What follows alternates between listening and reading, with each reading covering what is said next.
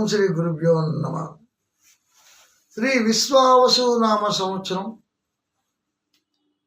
పాల్గొన మాసం ఫిబ్రవరి 18వ తేదీ నుంచి ప్రారంభమవుతుంది. 17 అమావాస్య కాబట్టి 18 నుంచి కూడా ఈ సింహరాశి వారికి ఏ విధంగా ఉంది.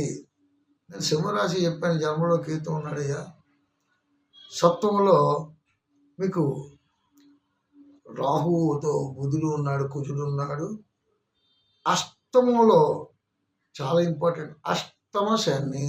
సింహరాశి వారికి అష్టమ శని ఇందాక కూడా మనం చెప్పుకొని వచ్చాం. సింహరాశి వారు చాలా జాగ్రత్తగా ఉండాలి. ఎందుకు ఉండాలి? వాళ్ళకి దృష్టి మీ జాతక చక్రం అంతా తెలియదు నాకు.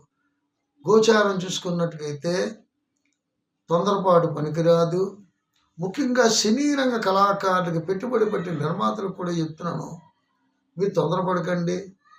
ఏదైనా సరైన నిర్ణయం తీసుకున్నప్పుడు ధనం పెట్టుబడి పెట్టేటప్పుడు ఆలోచన చేయండి. ఎందుకంటే సింహరాశిలో ఉన్నటువంటి వాళ్ళు ఒక శని రంగంలో, ఎందుకంటే శుక్రుడు ఉన్నాడు కాబట్టి, శుక్రుడితో కలిసి శని ఉన్నాడు కాబట్టి కొంత ధనానికి ఇబ్బంది కలిగిస్తాడు, రుణాన్ని ఇబ్బంది పెడతాడు, రుణాన్ని చేయిస్తాడు.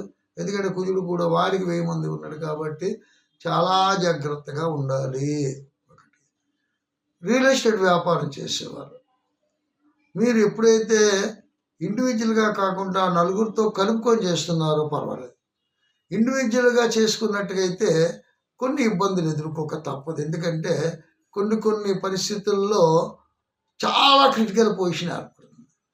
నలుగురితో కలిసి చేశారనుకోండి, అక్కడ మంచి చెట్లు అక్కడ తక్కువ రావచ్చు, ఆదాయం తక్కువ రావచ్చు, కానీ ఆ ఫిల్టర్ అవుతుంది.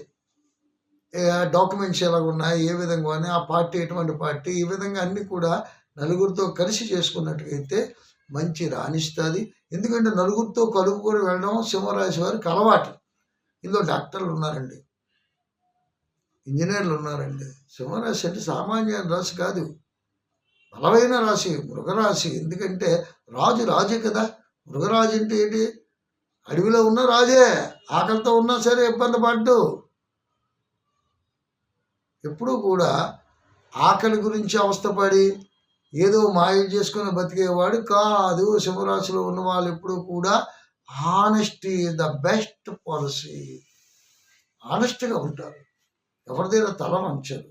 లేకపోయినా నిటారుగా ఉన్నటువంటి రాశి ఏదైతే సింహరాశి. ఇందులో వివాహానికి అవివాహితులు కొన్ని ఇబ్బందులు పడ్డారండి. వివాహం ఈ సంవత్సరం అయినా ఎప్పుడు అవుతుంది, ఏంటవుతుంది అని అడుగుతున్నారు. రాబోయే సంవత్సరంలో తప్పనిసరిగా అవుతుంది. ఎందుకంటే గ్రహాలు కొద్దిగా మారుతున్నాయి. మీకు ఏ ఇబ్బంది లేవు, భయపడాల్సిన పని లేదు. సింహరాశి వారు ఎప్పుడూ కూడా ధైర్య సాహసంతోనే ఉండాలి. ధైర్యే లక్ష్మీదేవి ఉంటుంది, ధైర్యే సాహసే లక్ష్మి అన్నారు. ధైర్యలక్ష్మి అని కోల్పోరాదు. ఏ లక్ష్మి లేకపోయినా ధైర్యలక్ష్మి ఉండాలంట. అష్టలక్ష్మిల సూత్రంలో కూడా ఉంటుంది. అన్ని లక్ష్మిల కంటే బలమైంది ధైర్యలక్ష్మి. ఏకాగ్రతతో పట్టుదలతో సాధించలేనదంటూ ఏమీ లేదు. విద్యార్థులు కూడా మంచి ర్యాంకులతో సాధించారంటే కారణం ఏంటి? వాళ్ళు పట్టుదల, కృషితో నాస్తి దుర్భిక్షం. కృషి, కష్టపడ్డారు, కష్టే ఫలి కాబట్టి వాళ్ళ కష్టానికి తిరుగులేదు. వీళ్ళెప్పుడు కూడా ఇందులో నిరుద్యోగులు ఉన్నారు, మంచి టాలెంటెడ్ పర్సన్స్. వాళ్ళు ఏదైనా సరే సాధించగలరు. ఈ సంవత్సరంలో ఏదైనా ఉద్యోగ ప్రయత్నాలు కూడా చేసుకున్నట్టుగైతే అన్ని విధాల లాభదాయకంగా ఉంటుంది. మరో ముఖ్య గమనిక, విదేశీ ప్రయత్నములు చేయువారు చాలా గమ్మత్తు. విదేశీ ప్రయత్నాలకి అవస్థపడే వాళ్ళు కొన్ని ఇబ్బందులకి మోసపోక తప్పదు. తస్మా జాగ్రత్త, చాలా జాగ్రత్తగా ఉండాలి సుమా. విదేశీ ప్రయత్నాలు చేస్తున్నప్పుడు మన జాగ్రత్తలు వహించకపోతే అక్కడ ఉన్నటువంటి పరిస్థితులు చాలా ప్రమాదకరంగా ఉంటాయి.